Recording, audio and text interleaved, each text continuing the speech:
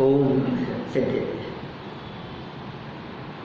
विनय संपन्नता भावना की चर्चा करने के उपरांत अब यहाँ वापस आ गए हैं हम अपनी इस दैनिक चलती हुई चर्चा में। क्षत्र चूड़ामणि वादीप सिंह सूरी आचार्य द्वारा लिखा गया ये ग्रंथ 60 श्लोकों तक की चर्चा कर चुके हैं। 61 नंबर का श्लोक है। राजा सत्येंद्र रानी विजया को समझा रहे हैं, धर्मोपदेश दे रहे हैं।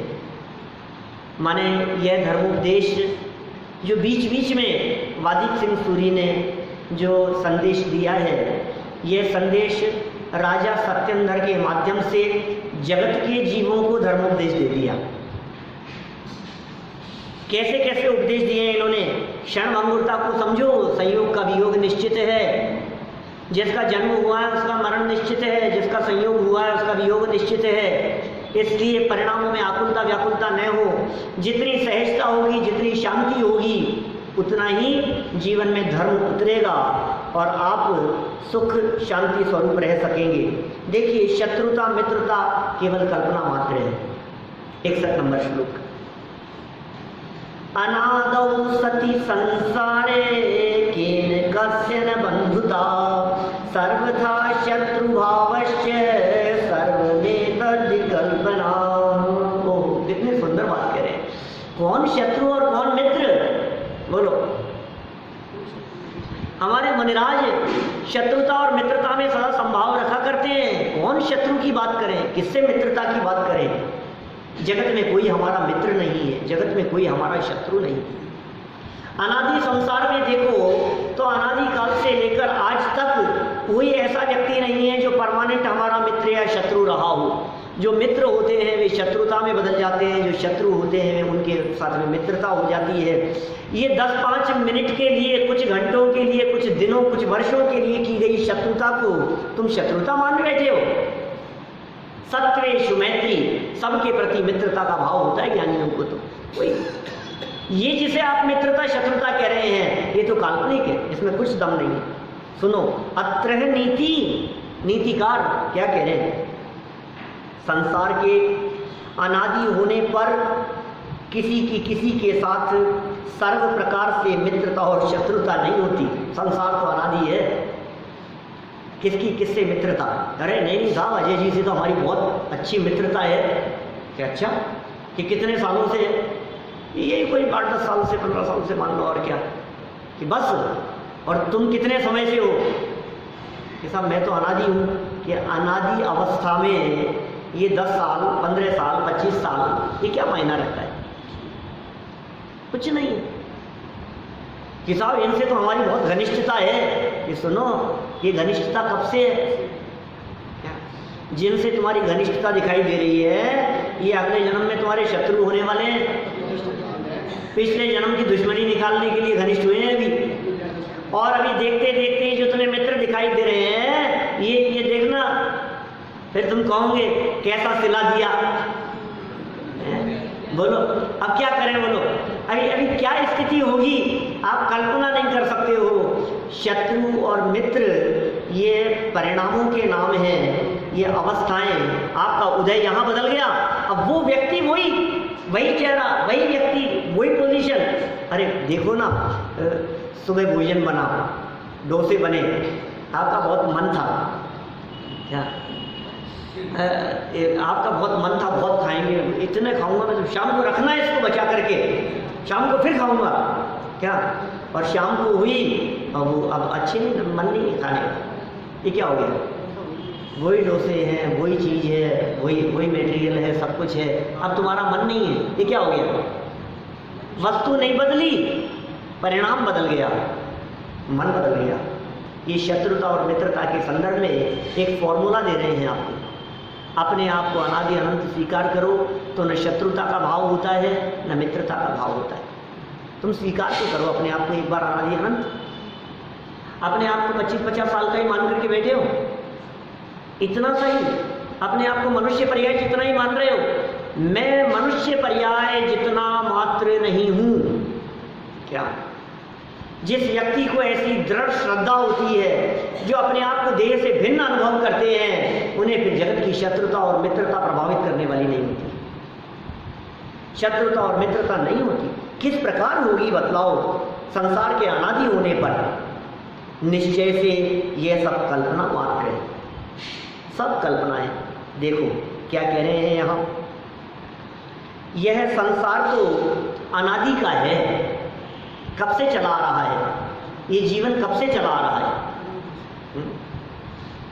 जिसके साथ में मित्रता का व्यवहार था, जिसके साथ जो तुम्हारा पुत्र था वो तुम्हारा पिता था, अभी जो तुम्हारा पुत्र है ना वो पिछले जन्म में तुम्हारा पिता था। जो पत्नी है तुम्हारी वो पिछले जन्म में तुम्हारी माँ थी, पिछले जन्मों में तुम्हारी बहन थी, तुम्हारी बुआ थी, तुम्हारी पुत्री थी। अब क्या करो बोलो? एक बार देखो तो सही, वो भजन है ना, सुना ना मैंने, कैसा स्वरूप है, देखो तो सही आपको। ये देखता नहीं है, संसार अनादि का है। अतः किसी के साथ सर्वथा ही मित्रता या शत्रुता नहीं होती। ओहो, सर्वथा नहीं होती। अच्छा बताओ, क्या आप डिक्लेयर कर सकते हो कि इनकी हमारे साथ में परमानेंट शत्रुता है? डिक्लेयर कर सकते हो क्या? ये तो हमारा परमानेंट दुश्मन है, कह सकते हो? क्या पता साहब, थोड़े दिन बाद में वही मित्र बन कर गया, वही हमारा हितैषी हो गया। ये क्या हुआ? ये हमारा दुश्मन हो गया। मित्रता और शत्रुता के ये सर्वभाव निश्चय से मात्र कल्पनाएं हैं, सत्य नहीं है। वस्तु स्वरूप के समीप जाकर के देखा जाए तो न मित्रता नजर आती है न शत्रुता नजर आती है। ये मित्रता और शत्रुता ये ऊपर ऊपर के भाव हैं। इन भावों से ऊपर उठ करके देखो, इन भावों के भीतर गहराई में जाकर के देखो। यदि तुम जीव के जीवत्व को देखोगे, पुद्गल के पुद्गलत्व को देखोगे, संयोग को संयोग रूप से देखोगे, तो मित्रता और शत्रुता का भाव निकल जाएगा। मित्रता के भाव में राग छिपा बैठा है, शत्रुता के भाव में द्वेष छिपा बैठा है। यहाँ तो वितरागी होने का उपदेश दिया जा रहा है। न काहू से मित्रता, न काहू से द्वेष, न मित्रता का भाव है न द्वेष का भाव है। यहाँ तो सहजता है, समता भाव है। जैन दर्शन तो समता भाव का नाम है, मित्रता शत्रुता के भाव का नाम नहीं। देखो बहुत सुंदर विशेषार्थ लिखा है इन्होंने। रानी विजया काष्टांगार के प्रति विशेष शत्रुता का भाव व्यक्त कर रही है। तो क्यों आया राजा को ऐसा भाव कहने का? वो कह रही है दुश्मन है, नालायक है, इसने हमारे साथ में एहसान परामोश है। ये तो जिस थाली ने खाया उसी में छेद किया इसने, वो शत्रुता का भाव व्यक्त कर रही है। तब राजा सत्येंद्र रानी को समझा रहे हैं, ओह इस षट द्रव्यात्मक लोक का न तो कभी प्रारंभ हुआ है न कभी अंत होगा। किन्हु न करे न धरे को षट द्रव्यमयी न हरे को, सो लोक माही बिन समता, दुख सहे जीव नित भ्रमता। क्या कह रहे बोलो? षट द्रव्यात्मक इस लोक का न तो कभी प्रारंभ हुआ है और न कभी अंत होगा। यह तो अनादि अनंत है और रहेगा। क्या ये अनादि अनंत है, अनादि अनंत ही रहेगा। इस अनादि विश्व का अनंत वर्षों का भूतकाल व्यतीत हो चुका है। बोलो, अनंत वर्षों का भूतकाल व्यतीत हो चुका है आज तक। और क्या है? भविष्य काल भूतकाल से सदैव अनंत गुना रहेगा, ऐसा यह शाश्वत सत्य है। भूतकाल से भविष्य काल अनंत गुना बढ़ा है, रहेगा, क्योंकि भविष्य का कभी अंत नहीं होगा। भूतकाल तो बीत चुका है, कितना लंबा काल हो गया, कितना काल व्यतीत हो चुका है। सुनो, अब इस संसार का स्वरूप दिखा रहे हैं। संसार का स्वरूप तो देखो। संसार के स्वरूप के बारे में यदि आप विचार करो तो उमा स्वामी आचार्य कहते हैं, जगत का है स्वभाव हुआ संवेग वैराग्यार्थम। है कुछ याद आते? सूत्र बोले हैं आपने। जगत काय स्वभाव हुआ संवेग वैराग्यार्थम, जगत का स्वरूप, काय का स्वरूप, इनके स्वरूप के बारे में विचार करो तो वैराग्य हुए बिना नहीं रहे, ऐसा स्वरूप है जगत का। ऊपर से मुस्कुराते हुए बात करते हुए दिखाई देवे और अंदर में मायाचार और छल कपट बैठा हुआ हो, जगत के जीवों का ऐसा स्वरूप है। मुस्कुरा करके बात करना, ऊपर से चिकनी चुपड़ी बातें करना और अंदर से काट करना, ये जगत के जीवों में दिखाई देता है। छल कपट, मायाचारी, बेईमानी, धोखाधड़ी, स्वार्थ, ये सब जगत के जीवों के हृदयों में भरा बैठा है। आप यदि उनके संबंध में गहराई से विचार करो तो वैराग्य हुए बिना नहीं रहे। ये उमा स्वामी आचार्य का कहना। कैसे नहीं हो वैराग्य, देखो तो सही। तुम्हें लग रहा है हाँ मेरा बेटा है, राजा बेटा है, तो वो सामने जवाब दे रहा है, तुम गुस्सा भी कर रहे हो और फिर 2 मिनट बाद में नहीं नहीं अब बेटा तो अपना ही है, बहुत अच्छा है, ठीक है। ये लाल पेट में मरे जा रहा है और क्या है बतवा मेरे, ये मेरी पत्नी, ये मेरे हस्बैंड, ये मेरे में मरे हो रहा है क्या, मरे जा रहा है। इनसे इतना लेना है, इनको इतना देना है, ये तो अपने ही है, ये तो इनको तो दे दो, ये क्या है, इनको तो अपने ही काम आते हैं। काम तो यही आएगा, काम तो यही आएगा। बेटा 1 गिलास पानी उठ के पी लो ना आप ही, नहीं लेकिन काम तो यही आएगा, काम तो यही आएगा, लेकिन क्यों माता यही बुढ़ेगा, चिता के आग लगाने के यही काम आएगा। वो उनकी पंक्तियां हैं कुछ अपने, नहीं ये थे ना अपने शैलियाँ चलती थी अपने मास्टर साहब गोपी जी साहब, उनके भजन की पंक्तियां हैं। तुझे तो घर से जंगल में, क्या तुझे तो घर से जंगल में तेरा ही खुद बे खुद बेटा सुलाकर लकड़ियों के ढेर में तुझको जलाएगा, बने जो कुछ धर्म कर ले। उनकी लिखी हुई पंक्तियां हैं कुछ, उसी जमाने की याद है। सोचो क्या क्या किसके प्रति मरे जा रहा है, ये समझा रहे हैं। यहाँ देखो इस भयानक संसार में, इस संसार में परिभ्रमण करते हुए, भ्रमण करते हुए प्रत्येक जीव के अन्य अनेक जीवों के साथ वो किस किस के साथ क्या क्या संबंध नहीं रहे, उन संबंधों की कथा सुनाते हैं। क्या 18 नातों की कथा, कैसी कैसी जबरदस्त कथा है भाई, रोंगटे खड़े कर देने वाली कथा है। वो तो कई बार सुना ली अपन ने, इसलिए अपने को लगता नहीं है, ऐसा फील नहीं होता है उसको पढ़ते। हाँ मालूम है, पहली बार कोई आदमी पढ़े तो एकदम ऐसे रोंगटे खड़े हो जाते हैं, ऐसा भी होता है। ये जगत का स्वरूप ऐसा है। सुनी है ना सबने, आप लोगों ने? नहीं सुनी आपने? कार्तिकेय उपेक्षा की वो कथा, वसंत तिलका की, 18 नाते, 6 नाते एक एक व्यक्ति के साथ में, एक ही जन्म में। जो पिता है वही भाई भी है, वही दादा भी है, क्या वही चाचा भी है, वही मामा भी है। एक कैसे संबंध हो जाते एक साथ एट ए टाइम, एक ही जन्म में एक ही व्यक्ति के साथ में ऐसे संबंध। तो सुनाई थी ना वहाँ पे तो सुनाई थी, खेल कर्मों का सेमिनार के बीच में सुनाई थी मैंने, आपको याद आ गई?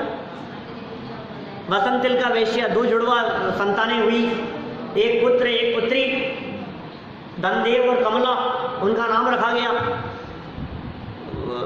वैश्य के संतान हुई, दोनों जुड़वा, उसने एक को दरवाजे पे रख दिया उत्तरी दक्षिण और दूसरे को दक्षिणी दरवाजे पर, दोनों को बंजारे उठा करके ले गए अलग अलग दिशाओं में। 20-22 साल के होने के बाद में संयोग प्रकृति कैसा खेल खेलती है, उन दोनों का आपस में विवाह हो गया। जुड़वा थे, एक ही माँ के बेटे, और कैसी स्थिति बनती है 20-22 साल के होने के बाद में दोनों का विवाह हो गया। और विवाह के बाद वो जो धनदेव था, क्या वो उसी उज्जैनी नगरी में आया और वो जो बसंत तिल का जो माँ थी वेश्या, उस पर मोहित हो गया, जो माँ थी, और मोहित होकर के उसी के साथ में रहने लगा और उनके संयोग से फिर एक पुत्र ने जन्म लिया। बोलो, अब वो जो पुत्र का जन्म हुआ है उसका वो धनदेव क्या लगता है? बाप भी है, भाई भी है, जीजा भी है, और ना मालूम क्या क्या कितने संबंध। आप पढ़ो ना तो आप अभी समझ नहीं पा रहे हो आप। वो जब लाइनें पढ़ते हैं ना हम, तो एक एक रिलेशन को खोल खोल के बतलाया है, ये देखो इसका ऐसा संबंध, इसका ऐसा संबंध, इसलिए ऐसा हो गया। क्या कैसे कैसे संबंध होंगे बतलाओ। अपनी माँ का भाई भी है, इसके मामा भी तो हो गया ना। सौतेली माँ का भाई है कि नहीं? जो पिता है वो सौतेली माँ का भाई है या नहीं? कैसे संबंध बैठ जाते हैं। तो दादा भी हो जाएगा क्या? इसलिए दादा हो जाएगा कि सौतेली माँ, समझना, वो कमला, और बसंत तिल का दादी। बसंत तिल का क्या हो गई? दादी हो गई। तो दादी का हस्बैंड धनदेव, तो वही दादा भी हो गया। भाई दादी का हस्बैंड भी तो है, दादी का हस्बैंड होने से दादा भी हो गया, पिता भी हो गया, भाई भी हो गया, और सारे रिलेशन सच्चे हैं और एक ही जन्म में। ये कह रहे हैं यहाँ पर देखो भाई, अन्य अनेक जीवों के साथ में इस अनादि संसार अवस्था में परिभ्रमण करते हुए माता पिता एक ही व्यक्ति के साथ में लगाओ। जो हमारी माता थी वही पिता हो गई, वही बहन थी वही भाई हो गई, वही पति थी वही पत्नी हो गई, आदि अनेक संबंध हो चुके हैं। बोलो कितने कितने संबंध। पुराणों को उठाकर देखते हैं तो सारे संबंध ख्याल में आते हैं हमारे। लिखा है देखो, जैसे रावण का भाई विभीषण रावण का शत्रु बना। जो भाई है वह उसी भाव में कुछ निमित्त पाकर शत्रु हो जाता है। जो भाई हो वो निमित्त पाकर के शत्रु हो जाता है। जो शत्रु हो वो भाई हो जाता है। अरे ये तो मेरा भाई है। जो दुश्मन था वो भाई बन गया। कैसा स्वरूप है। ये तो जीते जी दिखते हैं, मरने के बाद में देखो। तो इसी रावण की चर्चाएं नीचे सुनाई है, पढ़ता हूं यहीं से क्या क्या बातें कही है। जैसे रावण का भाई विभीषण रावण का शत्रु बना, इसी प्रकार अन्य अन्य प्रकार के संबंध बनते हैं। जैसे भविष्य में जब रावण का जीव तीर्थंकर बनेगा, तब सीता का जीव रावण का गणधर बनेगा। लो, इन्होंने छोड़ दी बातें, द्रव्य संग्रह में लिखी है ब्रह्मदेव सूरी ने। उन्होंने लिखा है कि सीता का जीव 16वें स्वर्ग से निकल कर आएगा तो चक्रवर्ती बनेगा, और रावण और लक्ष्मण के जीव ये दोनों चक्रवर्ती के बेटे होंगे, दोनों बेटे। ये सीता वही है जिसको रावण उठा करके ले गया था। ये रावण वही है जो नरक में चला गया, एक नारकी है एक स्वर्ग में है। अब भविष्य क्या होने वाला है? भविष्य ये होने वाला है कि सीता का जीव बना चक्रवर्ती, रावण और लक्ष्मण के जीव बने उसके बेटे। कि फिर क्या हुआ? फिर तीनों ने एक साथ ली दीक्षा, लेंगे भविष्य में, और तीनों बन जाएंगे सर्वार्थ सिद्धि के अंदर देव।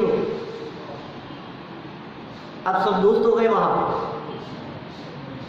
हैं। पहले शत्रु था, रावण और सीता शत्रु थे आपस में, लक्ष्मण और रावण शत्रु थे, दुश्मन थे। फिर यहां क्या हुए? चक्रवर्ती के बेटे होकर के भाई भाई हो गए। अब स्वर्ग में चले गए तो क्या हुआ? सब मित्र हो गए ऊपर। फिर क्या होगा? फिर रावण का जीव बनेगा तीर्थंकर और सीता का जीव बनेगा उसका गणधर। अब गुरु शिष्य हो गए। लक्ष्मण का जीव बनेगा धात्री खंड पुष्करार्ध के अंदर तीर्थंकर। दो बातें इसलिए कह रहा हूं क्योंकि दोनों प्रमाण हैं, इसलिए एक प्रमाण से धात्री खंड का तीर्थंकर बनेगा, दूसरे प्रमाण से पुष्करार्ध का तीर्थंकर बनेगा। तीर्थंकर बनेगा लक्ष्मण का जीव, रावण का जीव यहाँ तीर्थंकर बनेगा, सीता का जीव उसका गणधर होगा। जिसके थे हम पिता अब उन्हीं को पिता यूं बनाना पड़ा। भूल कर अपना घर जाने कितनों के घर हमको जाना पड़ा। है जहाँ में कई घर बनाए हमने, तो मालूम क्या क्या, जो हमारी माता थी वही बहन हो गई, वही पत्नी हो गई, वही पुत्री हो गई, कैसे कैसे संबंध। क्योंकि एक जन्म की बात नहीं है ना, जन्म जन्मांतरों की बात है, अनादि संसार की चर्चा चल रही है यहाँ। तो क्या कहें तुम्हारे, ऐसे सुनाए हम।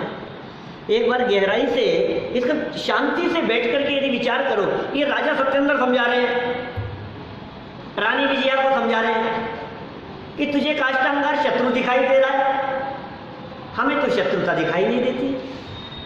बोलो, उनको जो अपने पार्श्वनाथ स्वामी थे उनको कोई शत्रु दिख रहा था कि नहीं? कमठ। एक व्यक्ति गले में सर्प डालने वाला और दूसरा सर्प उतारने वाली, और दोनों को समान आशीर्वाद देते हैं। ये कैसे होते हैं हमारे मुनिराज? ये कैसी होती है इनकी वितरागता, कैसी होती है सरलता? ना काहू से मित्रता, ना काहू से द्वेष। किसी से मित्रता भी नहीं है, किसी से द्वेष भी नहीं है। सरलता जीवन का सौंदर्य है। ये हमारे महामुनिराज जंगल में रहने वाले, वनखंड में रहने वाले ऐसे वितरागी संत, मित्रों के प्रति मित्रता का भाव नहीं, शत्रुओं के प्रति शत्रुता का भाव नहीं।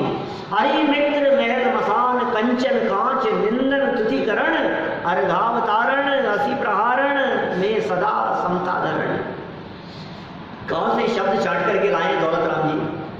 चैनाला की छठी डाल में लिखी लाएंगे, कहाँ से शब्द छाट करके लाए?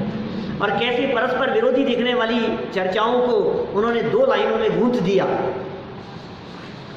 हरि मित्र महल मसान कंचन कांच निंदन तुतिकरण अर्घावतारण असी प्रहारण में सदा समता धरण। सदा समता धरने वाले ऐसे हमारे वितरागी संत। बोलो, कौन कौन दुश्मन है तुम्हारे? लिखो नाम, नाम लिखो। मैं सब निपट रहा, सब समाधान कर दूंगा, तुम बताओ तो सही कौन कौन है जो तुम्हारे दुश्मनी। अरे ये मेरी जो सास है ना, ये जो मेरी जेठानी है ना, क्या ये मेरी देवरानी, क्या ये हमारे ताऊ जी के बेटे, ये हमारे भाई साहब। कौन कौन शत्रु दिख रहे तुम्हारे? ये हमारे पड़ोसी। अरे भाई साहब, जो तुम्हारे को शत्रु दिखाई दे रहे हैं, क्या ये तुम्हारा परिणाम बदलेगा और वही शत्रु तुम्हें मित्र दिखाई देने लगी। जन्मजात बैर जिनका दिखाई देता हो, देही मित्रवत व्यवहार करके समूह शरण में साथ बैठ जाते हैं। सर्प और नेवले का तो दुश्मनी है सब, सर्प और नेवले की तो इनका तो जन्मजात बैर है। अरे किसका बैर किसके साथ में? कोई सर्प कोई नेवला, सम्यक दृष्टि हो जाए, वेद विज्ञानी हो जाए, शत्रुता का भाव मिट जाता है। शत्रु बाहर में नहीं होता, शत्रुता का परिणाम अंदर में होता है। आपको शत्रु बाहर में दिख रहा है, हम कह रहे हैं शत्रु बाहर में नहीं है, शत्रुता का भाव अंदर में है। अंदर में शत्रुता का भाव होता है तो बाहर में शत्रु दिखाई देता है। अंदर में शत्रुता का भाव नहीं होता है तो बाहर में शत्रु दिखता नहीं है। आपके अंदर में भाव को मिटाओ, बस ये काम करना है हमारे को। ये बाहर के शत्रु को हटाना चाहता है, अंदर की शत्रुता को मिटाना नहीं चाहता है। बाहर के शत्रु को मिटा देता है लेकिन अंदर की शत्रुता नहीं मिटती है, तो 10-10 जन्मों तक बैर धारण किए रहता है। अंदर की नहीं मिटी ना, बाहर तो मिट गया था। बोलो, जो तुम्हें शत्रु दिख रहा था तुमने उसको तो जान से मार दिया ना। बोलो, अजगर बन के खा गया ना तुम तो उसको। अब क्या हुआ? अब तो निपट गया ना खेल। ये निपटा कहाँ है? शत्रु तो मिट गया, शत्रुता तो नहीं मिटी। जो शत्रुता अंदर में पाल रखी है वो अगले भाव में उसे फिर देखकर वापस उभर के सामने आ जाती है और फिर वही उपसर्गों की परिस्थितियां बन जाया करती है। क्या करना है बताओ? बोलो साहब चावड़ा जी, क्या करें? मिटा दे शत्रुओं को? शत्रु को नहीं, शत्रुता को मिटाओ। शत्रुता मिटाने का संदेश दे रहे हैं। सुनो भाई, कुछ उदाहरण दे दिए हैं यहाँ, क्या करें आपको, कैसे कैसे उदाहरण देवें। मित्र शत्रु, शत्रु मित्र, मित्र हरि हो जाए जगत में अशुभ उदय के आने से। चलो, रावण के बेटे, रावण के भाई, सगा भाई दुश्मन के साथ जाकर के मिल गया विभीषण। अब क्या करें? सगे पिता राज्याभिषेक की घोषणा कर दी और वही पिता 14 वर्ष का वनवास दे दिया। वही भाई भाई कौरव और पांडव मर मिटे। क्या करें बोलो? कितने उदाहरण मिलेंगे आपको। वही सास घर से निकाल दिया, लांछन लगा दिया अंजना के माथे पर। वही बेटे के साथ में युद्ध हो रहा है, झगड़ने लग गए लव कुश के साथ में रामचंद्र जी लक्ष्मण जी, और फिर क्या हुआ? पता लगा पुत्र है तो अपना लिया। वही सीता जिसके लिए 6 महीने युद्ध करते रहे रावण की सेना के साथ में, घर आए जंगल में छुड़वा दिया। वापस मिली, अग्नि परीक्षा करा दी, अब दोबारा अपनाना चाहा, वो छोड़ करके चले गई। क्या करो यार, क्या करो, क्या करना है बताओ? हमारे तो समझ से परे है। जब पुराणों को उठा करके देखते हैं, जब प्रथमानुयोग को उठा करके देखते हैं, जब इन कहानियों को, कथाओं को देखते हैं, ये सत्येंद्र समझा रहे हैं, रामचंद्र जी की कथा सुना रहे हैं, रावण की कथा सुना रहे हैं उसको कि तू देख, काष्टांगार ने जो कुछ भी किया हो तो अपने मन में उसके प्रति वात्सल्य भाव रख, उसकी करनी का फल उसको जरूर मिलेगा। ये कौन देगा? आप तो राजा हो कि नहीं, मैं नहीं दूंगा। उसने जो किया है कर्म तुरंत बन गया है, उसका फल उसे अपने आप मिलेगा। लेकिन तू द्वेष का भाव रख करके अपने लिए अनिष्ट के बीज मत बो, वर्तमान में द्वेष मत कर। ये राजा सत्येंद्र रानी विजया को निरंतर समझा रहे हैं। क्या धर्मोपदेश दे रहे हैं वो लोग। ये बीच में नीतिकारों के माध्यम से कैसे कैसे धर्मोपदेश दे दिए गए, कितना सुंदर है ये आध्यात्मिक संदेश दे दिए गए। सुनो, स्वभाव की दृष्टि से देखो तो शत्रुता और मित्रता होती ही नहीं है, क्योंकि स्वभाव की दृष्टि से देखो तो कौन किसका मित्र और कौन किसका शत्रु। शत्रुता और मित्रता पर्याय में होती है, द्रव्य दृष्टि से देखने पर शत्रुता मित्रता नहीं होती है। द्रव्य सब समान, सर्व जीव छे सिद्ध सम, न शत्रुता न मित्रता। चलो आगे देखो, गणधर बनेगा ये तो रावण। किसका गणधर बनेगा? सीता का जीव बनेगा, रावण का गणधर। चले आगे। राजा श्रेणिक का पुत्र कुणिक, क्या किया उसने? उसी भाव में श्रेणिक का महान शत्रु बन गया। इतिहास में पढ़ी है हमने, हिस्ट्री से एमए किया ना, इतिहास में पढ़ा मैंने। उसका नाम है अजात शत्रु। राजा श्रेणिक का पुत्र अजात शत्रु नाम से प्रसिद्ध है वो इतिहास में, भारतीय इतिहास में। तो क्या लिखा उसके बारे में? महान शत्रु बन गया, जेल में डाल दिया उसको। औरंगजेब जैसे जेल में डाल देते, हत्या कर देते। सारे मुगल शासकों की तो यही परंपरा रही है, पिता को मार के राजगद्दी लेने की स्थिति रही सबकी।